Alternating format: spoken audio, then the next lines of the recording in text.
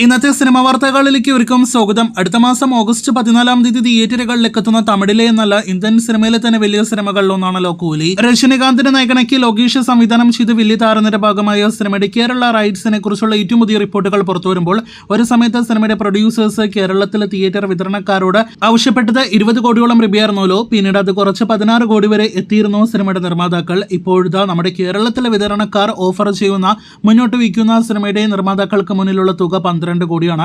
Gokulam movies ഉൾപ്പെടെയുള്ള production house മുന്നിലുണ്ട് ഈ തുകയുമായിട്ട് എന്നാണ് പുറത്തുവരുന്ന വിവരം. അടുത്ത ദിവസങ്ങളിൽ അതല്ലെങ്കിൽ ഈ മാസം തന്നെ സിനിമയുടെ OTT ഡീൽ ഉറപ്പിക്കുമെന്ന കാര്യത്തിൽ സംശയം വേണ്ട. 12 കോടിക്ക് അപ്പുറം എത്ര കോടി രൂപ കൂടുതൽ സിനിമ നേടിയെടുക്കുമെന്നാണ് നാം ഉറ്റുനോക്കുന്നത്. കാത്തിരിക്കൂ കൂലിയുടെ കൃത്യമായ കേരള റൈറ്റ്സ് എത്ര കോടി രൂപയ്ക്ക് വിറ്റഴിച്ചുവെന്ന് അറിയുവാനായിട്ട്. വെറുമൊരു റൂമർ വന്നപ്പോൾ തന്നെ മലയാളത്തിൽ വലിയ സ്വീകാര്യത നേടിയെടുത്ത ഒരു പ്രോജക്റ്റ് ആയിരുന്നല്ലോ ലാലേട്ടനെ നായകനാക്കി ആവേശം എന്ന സിനിമയുടെ സംവിധായകൻ ജിത്തു മാധവൻ സംവിധാനം ചെയ്യുന്ന മലയാളം ബിഗ് ബഡ്ജറ്റ് എന്റർടൈനർ സിനിമയുടെ റൂമർ. പിന്നീട് ആ റൂമർ സത്യമായി ഷൂട്ടിംഗ് ആരംഭിക്കാൻ അടുങ്ങുന്നു. പ്രൊഡക്ഷൻ കമ്പനി റെഡിയായി, ഒന്നിലധികം പ്രൊഡക്ഷൻ കമ്പനി വന്നേക്കും തുടങ്ങിയ റിപ്പോർട്ടുകളെല്ലാം തന്നെ വരുന്നതിനിടയിലാണ് തൽക്കാലത്തേക്ക് ആ പ്രോജക്റ്റ് ഉപേക്ഷിച്ചു എന്നൊരു റിപ്പോർട്ട് വന്നത്.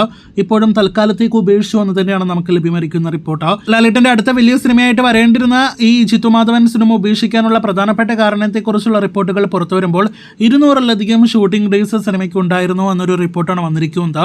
അതായത് ഒരു വർഷത്തിൽ 6-ലധികം മാസങ്ങൾ സിനിമയ്ക്ക് ഷൂട്ടുണ്ടാകും. പല ഷെഡ്യൂളുകളിലായിട്ടാണ് ഷൂട്ടെങ്കിൽ ഏകദേശം ഒരു വർഷത്തോളം ലാലേട്ടൻ ഈ സിനിമയ്ക്കായിട്ട് ഡേറ്റ് നൽകേണ്ടതായിട്ടുണ്ട്.